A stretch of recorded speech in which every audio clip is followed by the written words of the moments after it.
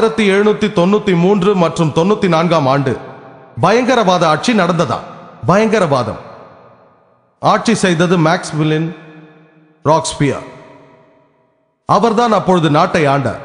ஆனால் அந்த சமயத்தில் ஆயிரக்கணக்கான மக்கள் கொல்லப்பட்டனர். அவர் தலையை வெட்டி கொலை செய்தார். பல்லாயிரக்கணக்கான அப்பாவி மக்களை. வரலாற்று ஏடுகளில் ஒரு குறிப்பே இருக்கிறது. 5 லட்சத்திற்கும் மேற்பட்டவரை அவர் கைது செய்திருக்கிறார். அதில் 40,000 பெயர்களை அவர் கொன்றிருக்கிறார். 2 லட்சம் பெயர்களை அவர் நாடு கடத்தினார். மீதி இருந்த 2 லட்சம் பேரை சிறையிலேயே வைத்து பட்டினி போட்டு கொன்றிருக்கிறார்.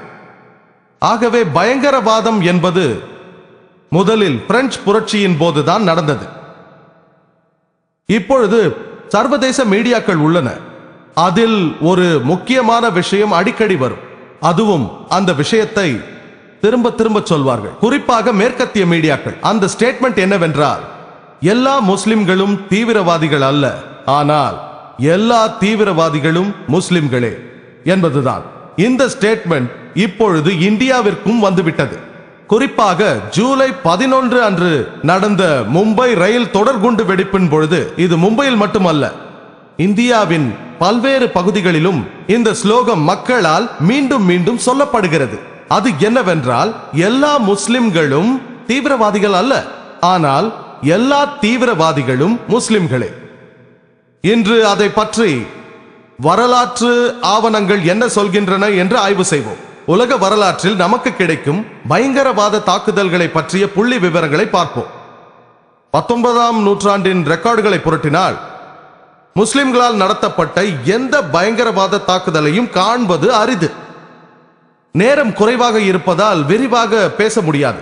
19ஆம் நூற்றாண்டில் நடந்த தாக்குதல்கள் சிலவற்றை மட்டுமே குறிப்பிடுகிறேன். 1881 ரஷ்யாவில் 2ஆம் சார் அலெக்சாண்டர் கொலை செய்யப்பட்டார். அது ஒரு படுகொலை. அவர் குண்டு தொலைக்காத வண்டியில் செயின்ட் பீட்டர்ஸ்பர்க் தெருவில் சென்று கொண்டிருந்த பொழுது ஒரு குண்டு வெடித்து 21 அப்பாவி மக்களை கொன்றது. அலெக்சாண்டர் வெளியே வந்து பார்க்கிறார். இன்னொரு குண்டு வருகிறது, அவரை கொன்றது. அவர் முஸ்லிமால் கொல்லப்படவில்லை, அவரை கொன்றது இக்னஸ். அவரை பழி தீர்ப்பதற்காக கொள்கிறான், ஆனால் அவன் முஸ்லிம் இல்லை, ஒரு கலகக்காரன். 1886 சிகாகோவில் மார்க்கெட்டில் ஒரு தொழிலாளர் அணிவகுப்பு நடந்து கொண்டிருந்தது. அங்கே குண்டு வெடித்தது. அதில் 12 அப்பாவி பொதுமக்கள் கொல்லப்பட்டார்கள். அதில் ஒருவர் டீஜன் என்கிற காவல் அதிகாரி. அதன் பிறகு 7 காவல் அதிகாரிகள் படுகாயப்பட்டு ஹாஸ்பிட்டலில் இருந்தார்கள். இந்த தாக்குதலுக்கு காரணமானவர்கள் யாரும் முஸ்லிம்கள் அல்ல. 8 பேரும் கலகக்காரர்கள், முஸ்லிம் அல்லாதவர்கள். 20ஆம் நூற்றாண்டில் நடந்த பயங்கரவாத தாக்குதல்களை பற்றிய ஆவணங்களை ஆய்வு செய்து பார்த்தால் நமக்கு தெரிய வரும். சரித்திர ஆவணங்களில் இருந்து நாம் அறிவது என்னவென்றால், செப்டம்பர் 6ஆம் தேதி 1901 அன்றைய அமெரிக்க அதிபர் வில்லியம் மெக்கின்லி, அவரை கொலை செய்த கலகக்காரன், அவன் பெயர் லியான். 2 முறை லியான் அவரை சுடுகிறான். அவன் முஸ்லிம் அல்லாதவன். அக்டோபர் 1ஆம் தேதி 1910 மிகப்பெரிய குண்டு வெடிப்பு. அது நடந்த இடம் லாஸ் ஏஞ்சலஸில் டைம்ஸ் பத்திரிகை பில்டிங்.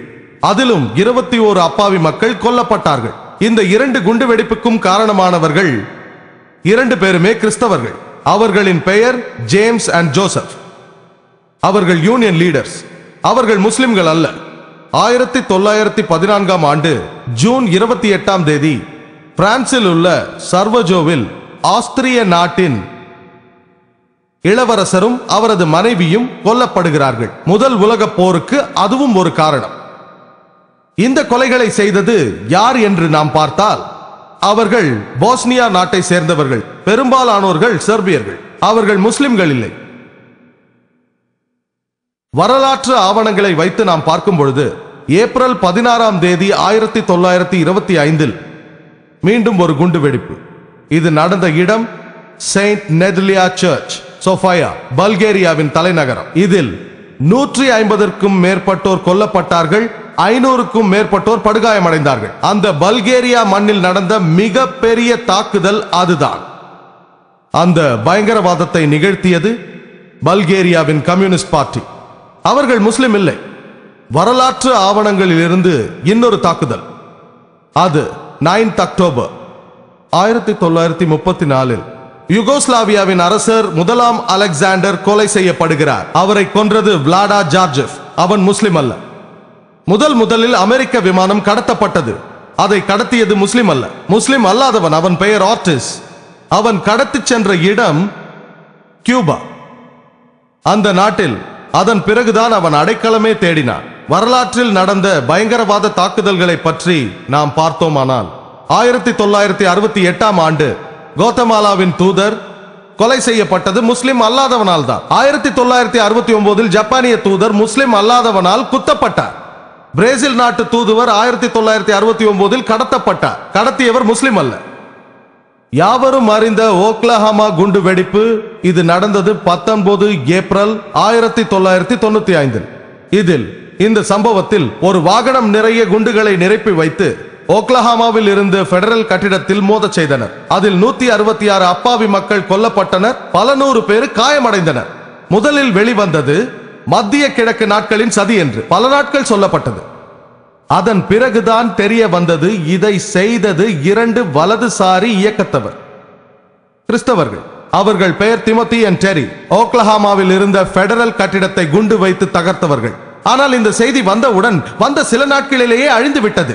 ஆனால் அதற்கு முன்னால் பல நாட்கள் வரை மத்திய கிழக்கு நாடுகள் சதி, மத்திய கிழக்கு நாடுகள் சதி என்றார்கள். இரண்டாவது உலக யுத்தத்திற்கு பிறகு 1941 இருந்து 1948 வரை இடைப்பட்ட 8 ஆண்டுகளில் 259 தீவிரவாத தாக்குதல்கள் யூத தீவிரவாதிகளால் நடத்தப்பட்டுள்ளது.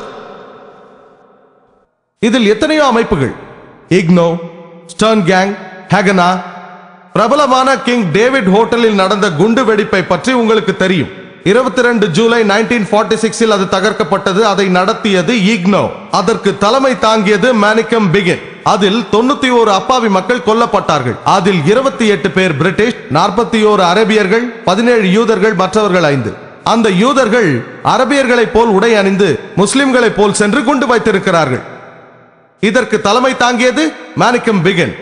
ஆனால் அதுதான் பிரிட்டிஷை எதிர்த்து நடந்த மிகப்பெரிய தீவிரவாத தாக்குதல்.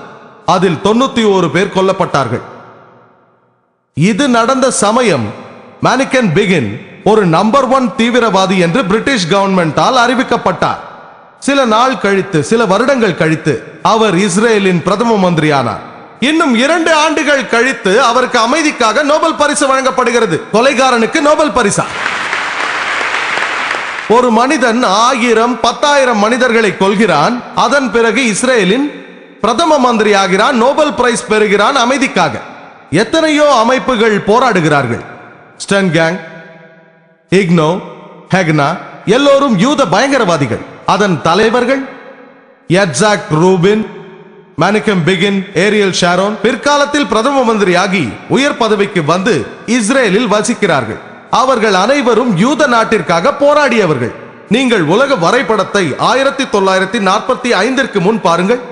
இஸ்ரேல் என்ற ஒரு நாடே இல்லை, அந்த வரைபடத்திலேயே இல்லை. இந்த யூத இனத்தவர்கள் தீவிரவாதிகள் என்று பிரிட்டிஷாரால் அழைக்கப்பட்டவர்கள் யூத நாட்டிற்காக போராடினார்கள். அதன் பிறகு சக்தியை கொண்டு நாட்டை கைப்பற்றினார்கள், பாலஸ்தீனியர்களை வெளியேற்றினார்கள். இப்பொழுது அதே மக்கள், அதே பாலஸ்தீனியர்கள் தங்களுடைய நாட்டை திரும்ப பெறுவதற்காக போராடுகிறார்கள். அதனால் அவர்கள் தீவிரவாதிகள் என்று இஸ்ரேலால் அழைக்கப்படுகிறார்கள். ஒன்றை கவனியுங்கள், ஹிட்லர் 60 லட்சம் யூதர்களை கொன்று குவித்தார். அவர் யூதர்களை நாட்டை விட்டு வெளியேற்றினார். அவர்கள் ஏன் பாலஸ்தீனத்திற்கு வருகிறார்கள்? பாலஸ்தீனர்கள் அவர்களை வரவேற்றார்கள். அவர்களுக்கு இடம் வேண்டும் என்றால் திரும்ப செல்ல வேண்டும், ஜெர்மனிக்கோ யூரோப்புக்கோ. பாலஸ்தீனியர்கள் இஸ்ரேலியர்களை தங்கள் சகோதரர்களாக ஏற்றுக்கொள்கிறார்கள். யோசித்து பாருங்கள், ஒரு விருந்தினர் வருகிறார், உங்கள் வீட்டில் சில நாட்கள் தங்குகிறார், பிறகு உங்களை உங்கள் வீட்டை விட்டே வெளியேற்றுகிறார். இது என் வீடு, இது எனக்கு வேண்டும் என்றால் மக்கள் உங்களை தீவிரவாதிகள் என்று கூறுவார்கள். இன்றைய பாலஸ்தீனியர்களின் நிலைமை இதுதான். அவர்கள் தங்கள் நிலத்தை திரும்ப கேட்பதினால் தீவிரவாதி என்று அழைக்கப்படுகிறார்கள். முதல் உலகப் போர் நடந்த பொழுது வெற்றி அடைந்த நாட்டைச் சேர்ந்த மக்கள் பல பேர் இதை நியாயம் என்று சொன்னார்கள். நாம் ஜெர்மனியை பற்றிய வரலாற்று ஆவணங்களை கொண்டு பார்ப்போம். 1968 1992 வரை பார்டர் மேன் ஆஃப் கேங் ஆயிரக்கணக்கான மக்களை கொன்றார்கள். இத்தாலியை எடுத்துக் கொள்ளுங்கள். அதே அறிக்கையின்படி பார்த்தால் ரெட் பிரிகேட்ஸ் பல்லாயிரக்கணக்கான மக்களை கொன்று குவித்திருக்கிறார்கள். அது மட்டுமல்ல, அன்றைய இத்தாலிய பிரதம மந்திரி ஆல்டோ மோரோவை கடத்தி சென்று இருக்கிறார்கள்.